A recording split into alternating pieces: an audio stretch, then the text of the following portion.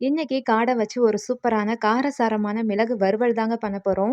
Chicken போலவே காடையுமே வந்து நல்ல ஒரு டேஸ்ட்டா இருக்கும். இதுல புரோட்டீன் கூட அதிகம்தான்.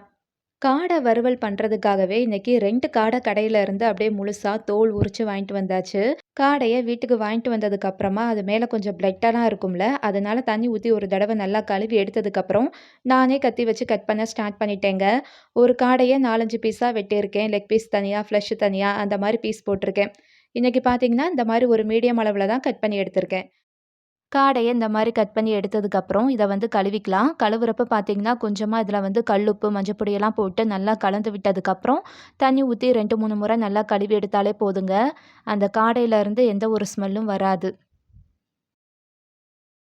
நல்லா சுத்தமா கழுவி எடுத்ததுக்கப்புறமா, நம்ம காடை மிளகு வறுவல் பண்ண ஸ்டார்ட் பண்ணலாம். இப்ப ஸ்டவ் ஆன் பண்ணிட்டு கடாய் வச்சுட்டு, அதில 1/2 குழிக்கரண்டி அளவுக்கு கடலெண்ணெய் ஊத்தியிருக்கேங்க. தாளிப்புக்கு கொஞ்சமா ஒரு 10 போல சோம்பு, ஒரு கொத்து கருவேப்பில போட்டு நல்லா பொரிய விட்டுருங்க.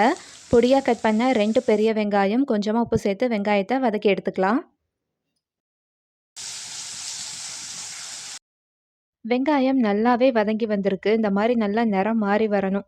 இப்ப இதில வந்து 1 1/2 ஸ்பூன் அளவுக்கு இஞ்சி பூண்டு பேஸ்ட் வந்து நான் போட்டுக்கிறேன். இது வந்து நான் இடி உரல்ல இடிச்சு நான் சேர்த்துருக்கேன். நீங்க வந்து பேஸ்ட்டா அரைச்சு வச்சிருக்கீங்க அப்படின்னா, நீங்க பேஸ்ட் கூட சேர்த்துக்கலாம். ஃப்ளேவருக்கு ஒரு 10 போல புதினா இலை போட்டு வதக்கணும் அப்படின்னா சூப்பரா இருக்கும். இப்ப அந்த இஞ்சி பூண்டு பேஸ்ட் போட்டதுக்கப்புறம் 1 நிமிஷத்துக்கு வதக்கி விடுங்க. இதோட ராஸ்மெல் போனதுக்கப்புறம் ஒரே ஒரு தக்காளி போதும். இந்த மாரி ஒரு மீடியம் அளவுல எடுத்து அத மிக்ஸியில போட்டு நல்லா அரைச்சுட்டு அந்த பேஸ்ட் அது கூட போட்டுருக்கேன்.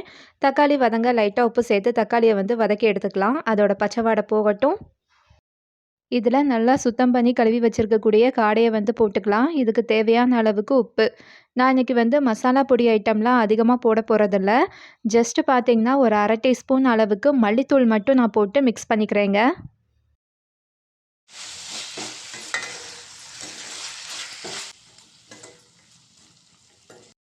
5 நிமிஷத்துக்கு நல்லா சூட்டுலேயே இந்த மசாலா கூட இந்த காடைய வந்து நல்லா பிரட்டி விட்டுருங்க.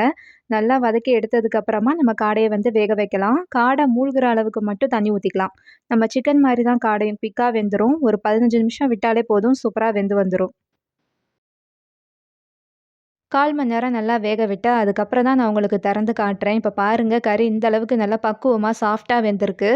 இதில வந்து ஃபைனலா ஒரு பொடி மட்டும் போட்டுக்கலாம். இது வேற ஒண்ணும் இல்ல பெப்பர் பொடி தான். மிளகா வத்தலோ, மிளகா பொடியோ எதுவுமே போட போறதில்ல. பெப்பரோட காரம் மட்டும் கொஞ்சம் தூக்கலா இருக்க போது. அதுக்காக ஒரு 2 ஸ்பூன் அளவுக்கு மிளகு. காரம் கம்மியா வேணும் அப்டின்னா 1 1/2 ஸ்பூன் அளவுக்கு எடுத்துக்கோங்க. 1/2 டீஸ்பூன் அளவுக்கு சீரகம், சோம்பு, ஒரு சின்ன துண்டு பட்டை, 4 கிராம்பு, கொஞ்சம் கல்பாசி. இதையெல்லாம் மிக்ஸியில அப்படியே பச்சையாவே போட்டு நல்லா பவுடர் பண்ணி எடுத்துக்கோங்க. இந்த பவுடர் வந்து ரொம்ப ஃபைனாலாம் அரைக்க முடியாது. லைட்டா கொஞ்சம் நரநரப்பா தான் இருக்கும். ஏன்னா நம்ம கொஞ்சமா தான போட்டு அரைக்கிறோம் மிக்ஸியில அதனால.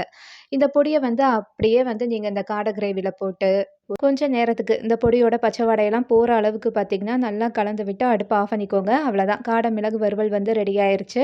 ஃபைனலா வந்து கொத்தமல்லி தழை மேலாப்புல கட் பண்ணி போட்டு, நீங்க தூவி கலந்துக்கோங்க.